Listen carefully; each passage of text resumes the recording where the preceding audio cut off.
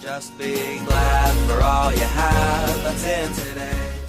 Hey everyone, Connie here, and welcome to my blind reaction to Bee and Puppycat episode 3.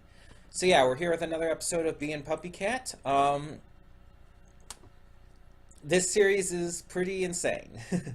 It's all cutesy and funny and goofy, but then you have like the actual missions and stuff they go on to, which can be scary and freaky and weird and just totally nuts. So last time we had this farmer who was harvesting, I guess, people, in order to feed his livestock by creating these like candy crops and shit. Bee finds this out and she frees the souls, replacing them with gum, which ends up working better. And then all the animals just eat the farmer, and yeah. Alright. Meanwhile, in regular world and everything, it's like she had gone there to try and get money so she could get the final ingredient for what she was cooking with her friend. And when she got back, it was already night. He was sleeping at the table waiting for her to get out of the bathroom, basically. And she just covered him up and left. So yeah, there's sort of an ongoing story to this, but at the same time, it seems very kind of taking it as it goes. I'm interested to see where it goes, though. I am interested to see that. And we're going to find out today. As I mentioned in the Asobi Asobase redirect, I'm going to mention again here. I'm going to try to get to the other stuff from yesterday as well. OKKO and Loud House, but no promises. Also to note, I mentioned in the update video I posted earlier, that was also the reveal video for Asobi Asobase as our new poll winner. I mentioned how on my new computer, which is right over here actually, I mentioned how I wasn't sure how things were going to go because I didn't have Movie Maker that was good. There's the Movie Maker 2019, which is shit.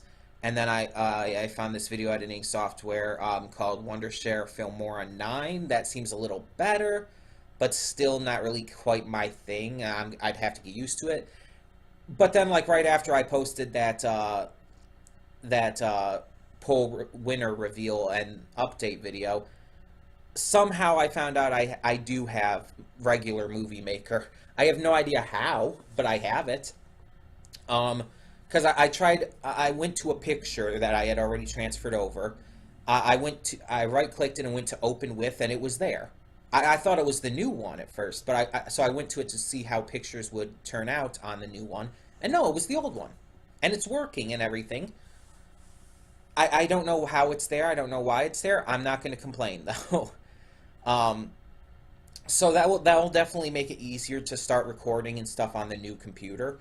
It'll make it easier to be able to really get that handled and be able, excuse me, to really switch over to it when I eventually need to, like, fully make that change.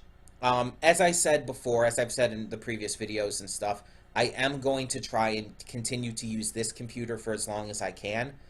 I mean, one thing I still need to do over there on OBS is that I still need to update all the pictures and everything so that the OBS screen looks the same. Because as you may notice, like we have the border around the screen here.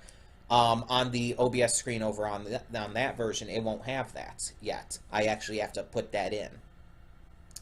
And it's going to kind of be the same thing when it comes to like the actual reaction screen and stuff like that. I'm going to have to put in all of that stuff again, so I'm willing to do it, for sure. I've already transferred over the scenes and sources on OBS. I just have to actually, like, link all of the sources to the specific pictures, because I transferred over the pictures and all.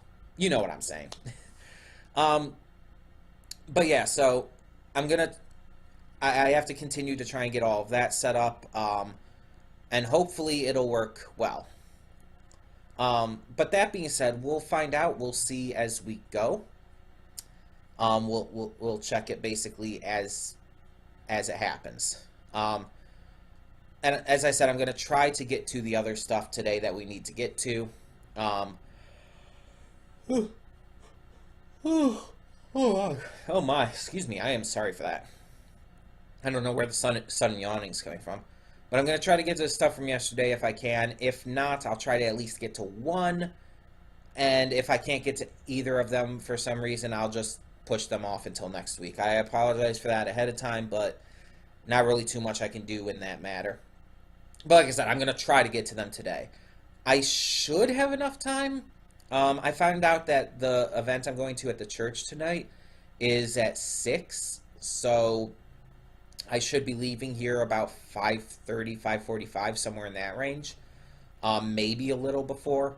It'll be after 5, let's put it that way. So it's not even 1 o'clock now. I should be able to do it. In fact, I'm almost guaranteed to be able to do it. But you never know, because I still have to I still have to figure out lunch, and again, I still have plenty to do with the new computer, so I should be able to do it.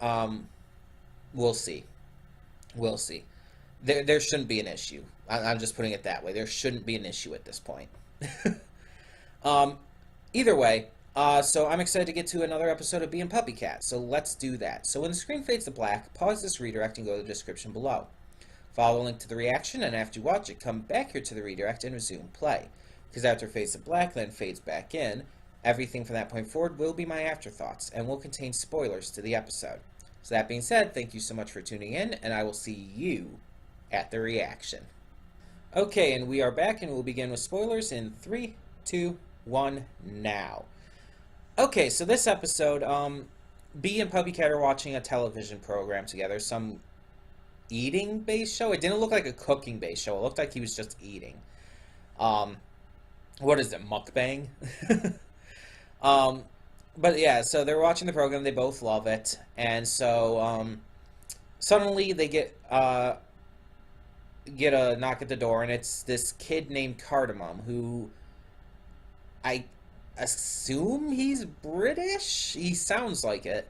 And also, it seems like he's the neighbor, maybe the child of the landlord or something, just by the things he was saying.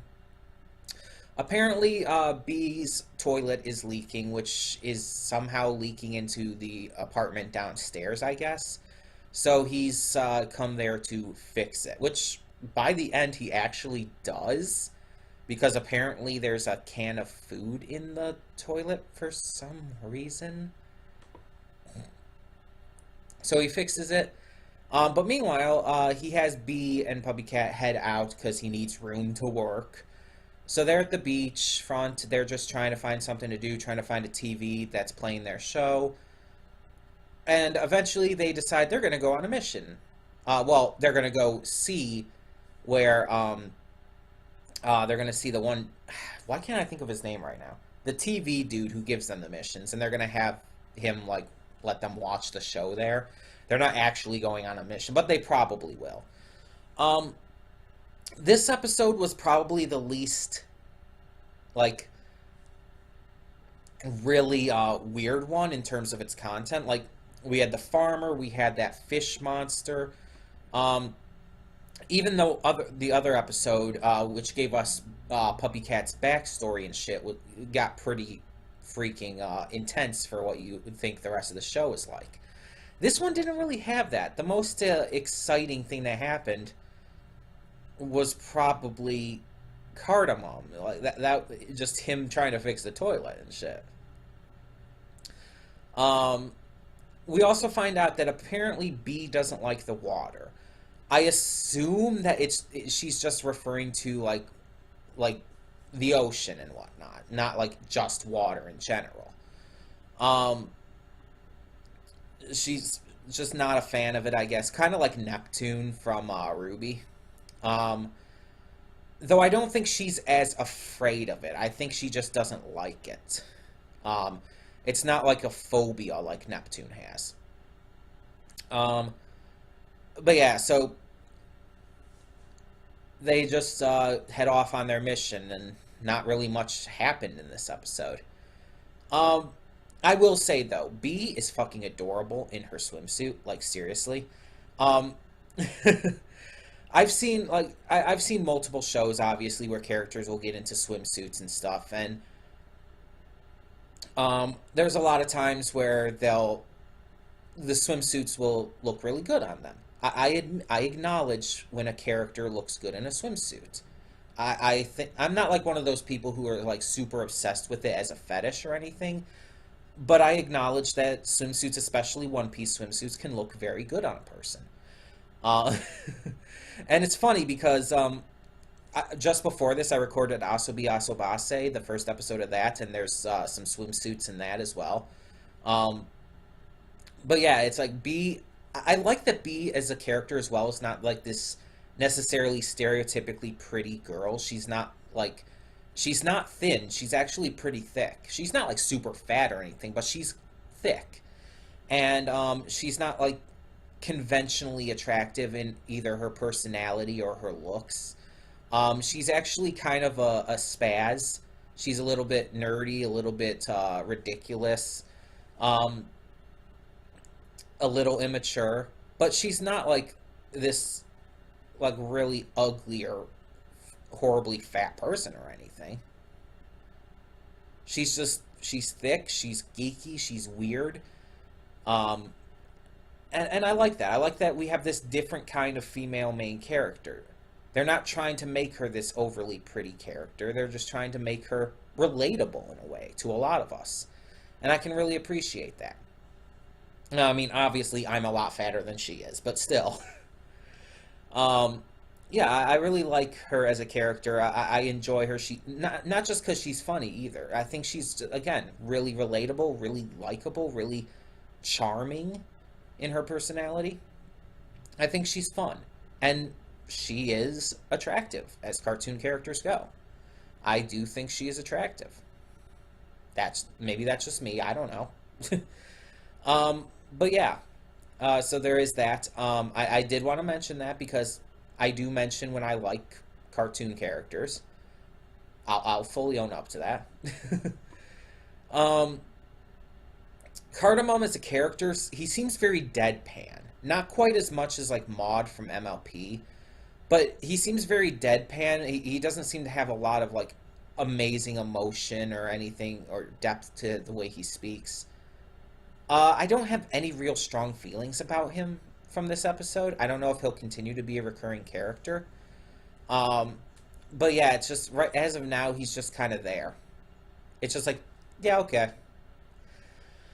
I don't like him. I don't hate him. He's just kind of there for me. um, then there was the recurring joke in this episode with the crab that was, I guess, looking for cleavage. It was random as all fuck, but it gave us some good reactions from Puppycat. I will give that. Puppycat has some good reactions there, and that's definitely worth it in my eyes. So yeah, this episode was good. I wouldn't say it was as good as the last couple were, though. I wouldn't say it's like terrible or anything. It's just not as good. But tell me in the comments below what you thought of this episode of Being Puppycat.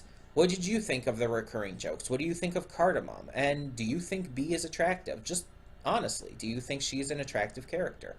Tell me your thoughts on all of that and more in the comments below, and thank you so much for tuning in. For now, I'm Connie, and I'm signing off. See y'all next time.